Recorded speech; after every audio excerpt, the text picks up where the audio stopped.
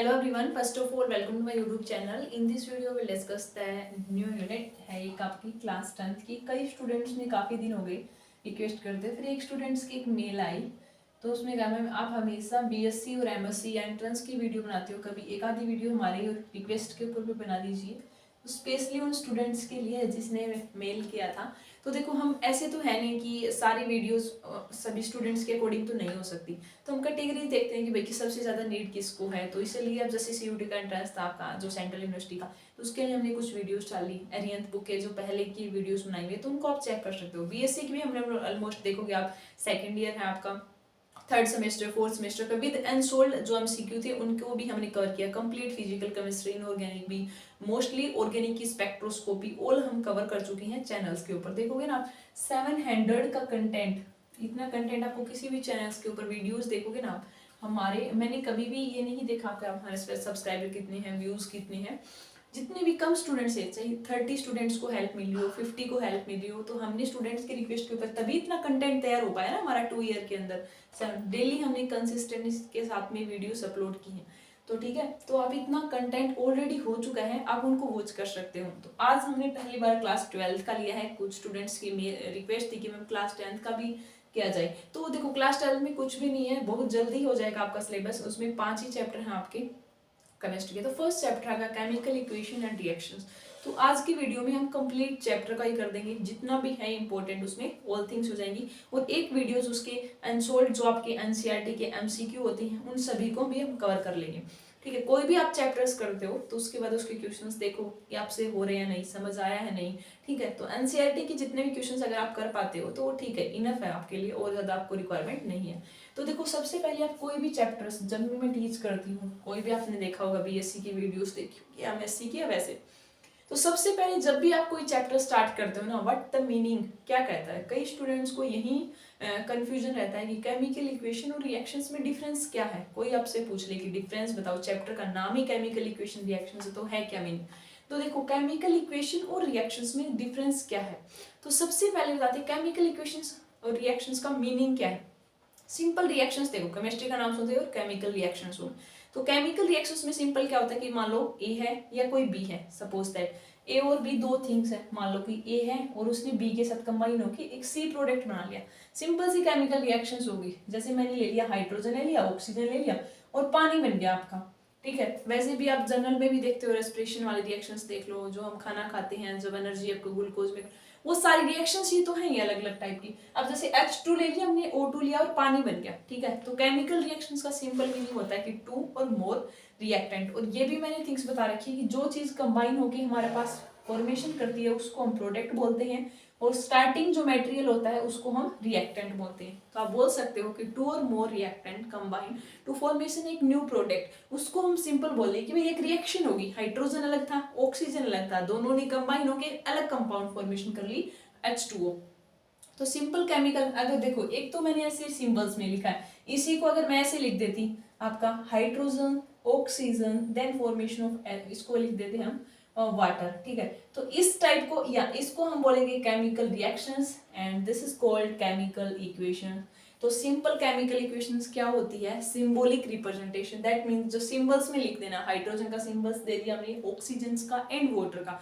तो symbolic representation of any chemical reactions called the chemical equations. तो एस type के लिए दोनों का मीनिंग सेम है, both are same meaning, hydrogen plus oxygen combine होकर वाटर फॉर्मेशन। ऊपर वाले रिएक्शंस है वो भी सेम मीनिंग दे रही है कि हाइड्रोजन ऑक्सीजन कंबाइन होकर H2O की फॉर्मेशन हुई है। बट डिफरेंस कहाँ पे आ रहा है कि राइटिंग आप कैसे कर रहे हो। अगर सिंबॉलिक रिप्रेजेंटेशन सिंबल्स में लिख दिया आपने तो वो एक इक्वेशन बन गई, और अगर वर्डिंग दे रहे हो आप हाइड्रोजन जैसे ऑक्सीजन ऐसे, तो ये केमिकल आपकी रिएक्शंस है। ठीक है, सिंपल सा मीनिंग था। तो आई होप आपको एक क्लियर हो गया है कि केमिकल इक्वेशन और रिएक्शंस में क्या डिफरेंस है। और आगे जैसे आप चैप्टर्स में हम मूव करेंगे, नेक्स्ट टॉपिक्स है वो आपका बैलेंस्ड केमिकल इक्वेशंस। आगे हमें सारा काम इनका ही है। ऐसे आपको इक्वेशंस लिखनी मिलेगी डिफरेंट टाइप की, उसको आपको सोल्व करना होगा, बैलेंस करना होगा। तो सेकंड जो टॉपिक है, इनको आपको वर्डिंग में रिक्वायरमेंट लिखने की कोई रिक्वायरमेंट नहीं है। अब देखो सेकंड टॉपिक आपका बैलेंस्ड, ऐसे लिख लो, मीनिंग बता दें मैंने, बैलेंस्ड केमिकल इक्वेशन। देखो बैलेंस्ड नाम आते ही बैलेंस करना है आपको। जैसे आप मार्केट में जाते हो तो मान लो आपको कि 1 किलो चीनी लेनी है, 1 किलो शुगर लेनी है, तो अगले वाला शॉपकीपर कैसे देता है, 1 किलो को इस साइड वेट रखेगा और यहाँ पे चीनी, दोनों का इक्वल वेट होगा तभी देगा, बैलेंस करके देगा। ऐसे नहीं है कि आपको 1 किलो का वेट है और वो 1.5 किलो चीनी दे देगा या 100 ग्राम एक्स्ट्रा दे देगा या कम, हम बैलेंस करके लाते हैं बिल्कुल 100 इक्वल। अब ठीक है, तो वैसे ही बैलेंस्ड केमिस्ट्री में क्या होता है कि जैसे हमने बताया कि भाई कोई रिएक्टेंट है और उसने प्रोडक्ट बना लिया, तो रिएक्टेंट में जो मॉलिक्यूल यूज हुए और जो प्रोडक्ट में मॉलिक्यूल है तो बैलेंस होनी चाहिए, इक्वल हो। जितने रिएक्टेंट में मॉलिक्यूल यूज है, मान लो कि हाइड्रोजन 2 यूज किए आपने, तो प्रोडक्ट में भी 2 ही होनी चाहिए। मान लो कि ऑक्सीजन 1 था, बाद में भी 1 ही होना चाहिए। अगर वो बैलेंस नहीं है, मान लो 1 है, स्टार्टिंग में आपका 1 है सपोज दैट, और प्रोडक्ट में आपके 2 बन रही है, तो आपको 1 को 2 बनाने के लिए आपको किसी चीज से मल्टीप्लाई कीजिए, 2 से करो, 3 से करो, 4 से, किसी भी चीज से मल्टीप्लाई करके आपको बैलेंस करना है। अब देखो मैं सिंपल सी रिएक्शंस पूछती हूँ आपसे, हाइड्रोजन प्लस O2H2 है, आपसे कोई पूछे क्या ये बैलेंस्ड इक्वेशन है, चेक करो। सबसे पहले यहां लिख लो आप रिएक्टेंट, रिएक्टेंट के नीचे कौन कौन एलिमेंट है, हाइड्रोजन है और ऑक्सीजन। क्वेश्चन में जो भी चीज गिवन है ना आपका वो देखो, इक्वेशंस में हाइड्रोजन कितने हैं, रिएक्टेंट में 2 है, ऑक्सीजन कितने हैं आपके 2 है, ये तो होगा आपका रिएक्टेंट। इस साइड लिख लो आप प्रोडक्ट, प्रोडक्ट में देखो हाइड्रोजन कितने हैं और ऑक्सीजन, हाइड्रोजन कितने हैं 2 हैं, ऑक्सीजन कितना है आपका 1 है। अब चेक करो, हाइड्रोजन पहले भी 2 थी और बाद में भी 2 हैं, दैट मींस हाइड्रोजन आपका बैलेंस्ड है, आपको कोई भी रिक्वायरमेंट नहीं है हाइड्रोजन को टच भी नहीं करना। अब चलेंगे हम ऑक्सीजन पे। अब ऑक्सीजन देखो, रिएक्टेंट में तो आपके 2 थे बट प्रोडक्ट में 1 है, हमें करना कितना है 2, इक्वल होने चाहिए। अब 2 करना है तो हम क्या कर सकते हैं कि मल्टीप्लाई कर सकते हैं, इस चीज का मतलब भी यही होता है मल्टीप्लाई। कई स्टूडेंट्स यहाँ लिख देते हैं ऐसे, तो वो रॉन्ग हो जाएगा, आपका कोफिशिएंट्स है ना इसके सामने लिखना होता है आपको। अब इसका मीनिंग क्या होगा कि 2 हाइड्रोजन था आपका H2, तो 2 इंटू 2 कर दिया, तो इसका मतलब प्रोडक्ट में 4 तो हाइड्रोजन हो गए और 2 ऑक्सीजन। हमने ऑक्सीजन को बैलेंस करने के लिए 2 से मल्टीप्लाई कर दिया, ऑक्सीजन तो हो गया हमारा बैलेंस, बाद में आपका 2 हो गया और यहाँ पे भी 2 है, बट अब क्या हो गया, हाइड्रोजन कितने बन गए 4, यहाँ कितने हैं 2, तो दैट मीन्स हमें कितने करना है 4, तो 4 करने के लिए आप क्या करोगे मल्टीप्लाई, तो 2 से मल्टीप्लाई। अब चेक कर लो, 4 हाइड्रोजन स्टार्टिंग में है, यहाँ पे भी 4 हाइड्रोजन, यहाँ 2 ऑक्सीजन है, यहाँ पे भी 2 ऑक्सीजन है। अब ये क्या बन गई, balanced chemical equation. Chemical equation तो पहले भी थी बट अब क्या बन गई, बैलेंस्ड। अब जितने भी मॉलिक्यूल स्टार्टिंग में यूज हुए हैं वही आपके फाइनल प्रोडक्ट में है। तो आई होप आपको ये डिफरेंस समझ आ रहा होगा सिंपल केमिकल इक्वेशन और बैलेंस्ड का। एस टाइप के आपको जैसे आप प्रैक्टिस कर लेना, आप नोट कर लेना अपने रफ को, जैसे ऐसे आ जाता H2 आ जाता, मान लो कि Mg है कोई मेटल, मान लो कि O2 है, MgO आ गया आपका, कोई भी रिएक्शन, तो डिफरेंट टाइप के रिएक्शंस देके आपको पूछ सकता है कि बताओ कि बैलेंस्ड केमिकल इक्वेशंस क्या था। तो मीनिंग समझ आना चाहिए आपको, कोई भी रिएक्शंस देके तो आप खुद से कर सकते हो कि बैलेंस्ड केमिकल इक्वेशंस आप कैसे करोगे। ठीक है, अब हमें करना है टाइप्स। टाइप्स 4 टाइप के होते हैं और उसके बाद आपका चैप्टर कंप्लीट हो जाएगा।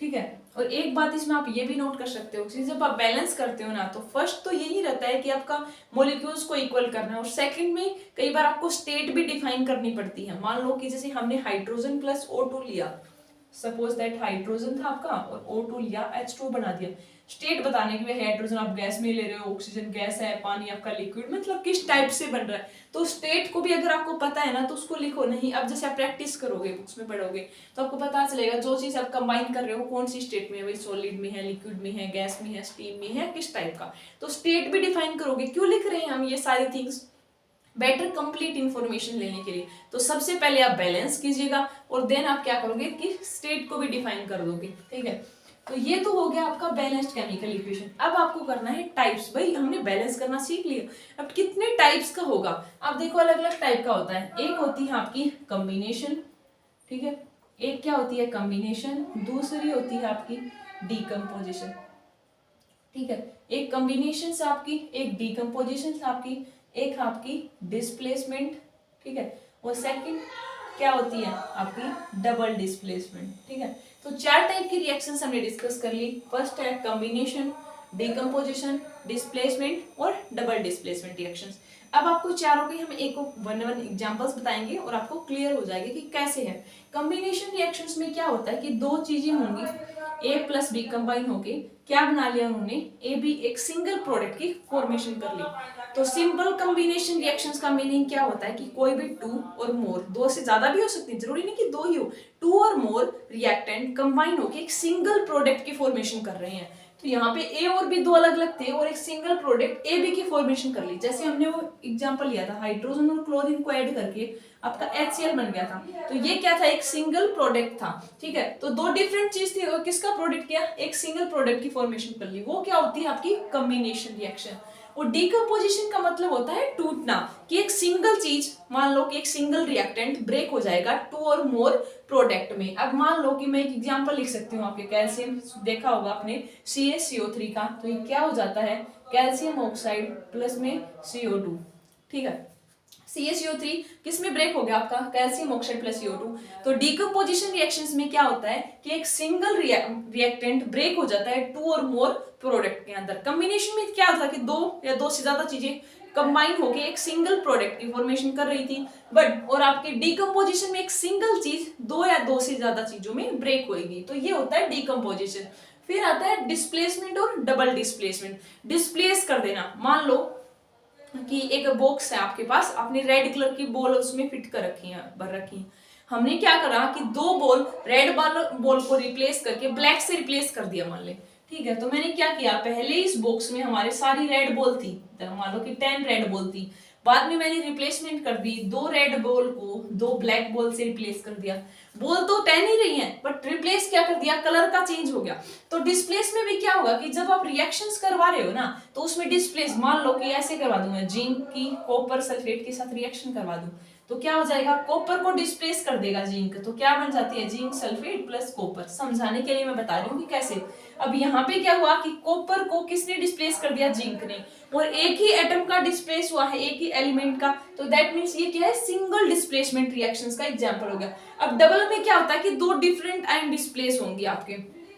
ठीक है, तो अब मैं कैसे लूं कि हम कोई भी एग्जांपल्स मान सकते हो आप, जैसे मैं ले लूं कि जिंक क्लोराइड है और कॉपर सल्फेट है, तो यहाँ पे क्या होगा, जिंक के पास तो सल्फेट चला गया ZnO4, और कॉपर के पास मान लो क्लोराइड, तो यहाँ से आयन रिप्लेस, देखो Zn positive Cl negative, copper positive sulphate positive के पास नेगेटिव, तो जिंक के पास सल्फेट तो ZnSO4, और यहाँ कॉपर प्लस और Cl के पास तो क्या बन गया, कॉपर क्लोराइड। तो यहाँ पे क्या होगा कि टू डिफरेंट आयन डिस्प्लेस हो रहे थे, तो इसको नाम क्या देते हैं हम, डबल डिस्प्लेसमेंट रिएक्शंस। यहाँ पे दोनों आयन डिस्प्लेस हो रहे हैं, जिंक भी हो गया और Cl भी होगा। यहाँ पे सिर्फ एक ही आयन का डिस्प्लेस हो रहा था, एक हो रहा है तो सिंपल डिस्प्लेसमेंट बोलोगे, दो या दो से मतलब ज्यादा तो आपका डबल डिस्प्लेसमेंट बोलोगे। तो ये आपने चार टाइप की रिएक्शंस देख ली, आपने बैलेंस करना सीख लिया। बैलेंस में देखोगे कि रिएक्टेंट और प्रोडक्ट के अंदर जो मॉलिक्यूल आप यूज कर रहे हो वो इक्वल होने चाहिए, और स्टेट को भी डिफाइन करना है। जब आप प्रैक्टिस करोगे ना तो आपको आइडिया हो जाएगा कि कैसे स्टेट, हमारा सॉलिड स्टेट में है, लिक्विड में है, आपका गैसेज में है, तो स्टेट को भी आप डिफाइन करोगे कि ये दोनों कंबाइन, मान लो कि कॉपर सल्फेट की स्टेट का है, तो आप ऐसे को भी डिफाइन करना कि ताकि बेटर कंप्लीट इंफॉर्मेशन हमें मिल पाए केमिकल इक्वेशन के बारे में। सिंपल हमें पता चल गया कि रिएक्शंस करनी है, दो चीजों को मिलाना, लेकिन ये भी पता होगा ना आपको, मिला रहे हो सॉलिड है, लिक्विड है, गैस है, तो उससे भी तो इम्पैक्ट पड़ेगा ना आपकी रिएक्शंस के ऊपर। तो ये थिंग्स था आपका फर्स्ट चैप्टर में कि केमिकल इक्वेशन क्या होती है, केमिकल रिएक्शंस क्या होती है, डिफरेंस क्या है, बैलेंस्ड करनी क्या है, और चार टाइप का। इतना ही कंटेंट था आपका फर्स्ट यूनिट में। उसके बाद आपके एनसीईआरटी के न्यूमेरिकल्स दे रखे हैं, अलग अलग आपके इक्वेशंस मिलेंगी, और एक दो टॉपिक अगर रह जाते हैं तो आप कमेंट कर देना, या हम ट्राई करेंगे कि नेक्स्ट वीडियोस में एनसीईआरटी के जो क्वेश्चन हैं उनकी एक वीडियोस लेके आए। फर्स्ट चैप्टर के जितने भी एनसीईआरटी के क्वेश्चन हैं जो अनसोल्व हैं, आपके सॉल्यूशन नहीं होते उनके, उनको हम सोल्व करवा देंगे, और आप उनको नोट्स बना लेना अपना। ठीक है, तो हम ट्राई कर रहे हैं कि सभी बच्चों की रिक्वायरमेंट जो भी है नीड्स कंप्लीट हो पाए, तो इसीलिए हम चैनल के ऊपर हमने काफ़ी कंटेंट भी डाल रखा है। आपका बीएससी वाले स्टूडेंट्स के लिए भी काफ़ी वीडियोस हैं, सेकेंड ईयर थर्ड ईयर का भी सिलेबस ऑलमोस्ट कंप्लीट हो चुका है। एमएससी के लिए फर्स्ट ईयर की भी हमने इनऑर्गेनिक की काफ़ी वीडियोस डाली हुई हैं, बेसिक कंसेप्ट के ऊपर भी डाली हुई हैं, जीओसी, स्टीरियो केमिस्ट्री। ठीक है, तो ये ऑल थिंग्स आप देख सकते हो। 700 का कंटेंट किसी चैनल पे कवर करना, आप देखो काफ़ी लिमिटेड टास्क, लेकिन फिर भी हमने डेली वर्क किया है इसके ऊपर। ठीक है, तो यही सब था इस वीडियोस में। कोई भी आपको लगती है क्यूरी तो आप मेल कीजिए, कमेंट कर सकते हो, I will try to solve your query. ठीक है, thank you and happy learning.